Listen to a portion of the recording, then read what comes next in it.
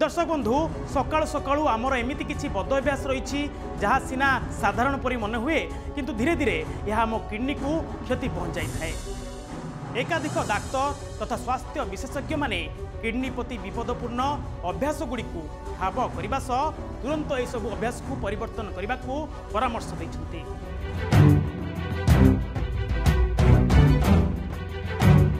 दर्शक बंधु किडनी बा वृक्क आम शरीर सबुठारु गुरुत्वपूर्ण अंग मध्यरु गोटे। यह रक्तरु विषाक्त पदार्थ को छाणी थाए, जल एवं खनिज संतुलन बजाय रखे एवं रक्तचाप को नियंत्रण करिथाए। जदि वृक्क ठीक भाव में कार्य करे नहीं तेबे शरीर में विषाक्त पदार्थ जमा हुए जहाँ अनेक गंभीर रोगर आशंका को वृद्धि करिथाए। वृक्क रे समस्या देखाहेले यह लक्षण देखाई थाए। एगुड़िक होउछि पाद गोड़ किंबा मुह फुली जिबा, फेणयुक्त तथा रक्ताक्त परिस्रा हेबा, थकापण, दुर्बलता एवं एकाग्रतार अभाव देखाबा, बारंबार किंबा क्वचित परिस्रा हेबा एवं पिठी किंबा पिठीर तल भागरे जंत्रणा हेबा इत्यादि। तेबे किडनी समस्यारू रक्षा पाइबा पई जीवन शैली एवं खाद्यपेय रे परिवर्तन आनिबा गुरुत्वपूर्ण। आपण जानती जे सकाळ उठिबा परे प्रथमे किछि घंटा मध्यरे आपणक द्वारा करा जाइथिबा किछि छोट छोट भूल आपणक किडनी उपरे गंभीर प्रभाव पकाई पारे। आसंतु विस्तृत भावे जानिबा, विशेष करी सकाळू आमे केउ पांचटी अभ्यास को बदलाइबा उचित।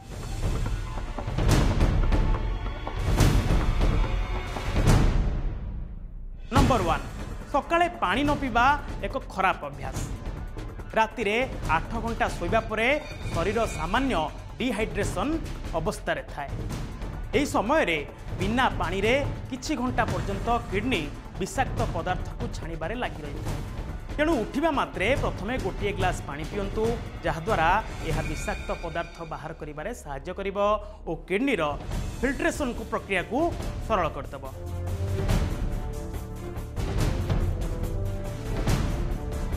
नंबर 2, दीर्घ समय पर्यंत परिस्रा को अटकाइबा।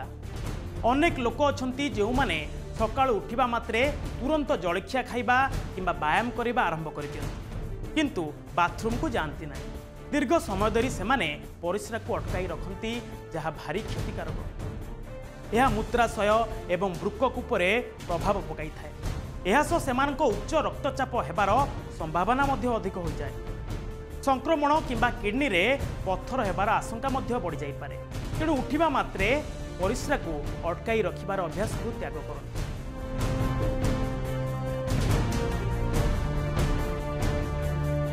नंबर 3, खाली पेटरे पेन किलर खाइबा। अनेक लोक सकाळु सकाळु मुंड बिंधा किंबा शरीर जंत्रणा पाई आइब्रोप्रोफेन भली जंत्रणा निवारक औषध सेवन करନ୍ତି एवं ताहा मध्य खाली पेटरे। एपरी करिबा द्वारा केवल पेट नुहे बरं किडनी उपरे मध्य प्रभाव पड़ी थाए। तेणु सकाळे जंत्रणा निवारक औषध बा पेन किलर खाइबा पूर्व किछि खाद्य खांतु। मन रखंतु, आवश्यकता ठारू अधिक किंबा डाक्तरक परामर्श बिना एही औषध बारंबार खांतु।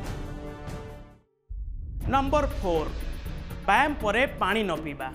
दर्शक बंधु, सकाळे व्यायाम करिबा भलो, यह शरीर को सुस्थ रखिबो, किंतु जदि आपण व्यायाम परे पानी पियंती नहीं तेबे यह खराब अभ्यास। यह आपण को किडनी को क्षति पहुंचाइबो। झाड़ परे शरीर डिहाइड्रेट हो जाई थाए, तेणु पानी पीबा दरकार। व्यायाम समय रे झाड़ रे सोडियम एवं इलेक्ट्रोलाइट मध्य नष्ट होई थाए, जहाँ को भरणा करबा निहाती जरूरी।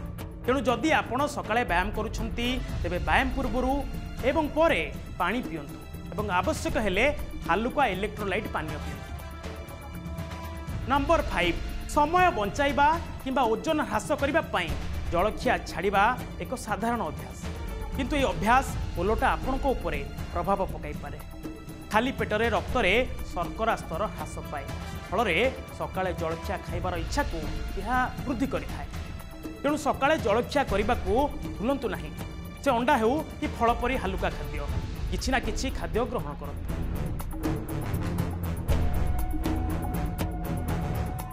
दर्शक बंधु, आम शरीर अमूल्य, यार जत्न नेबा आमरी दायित्व।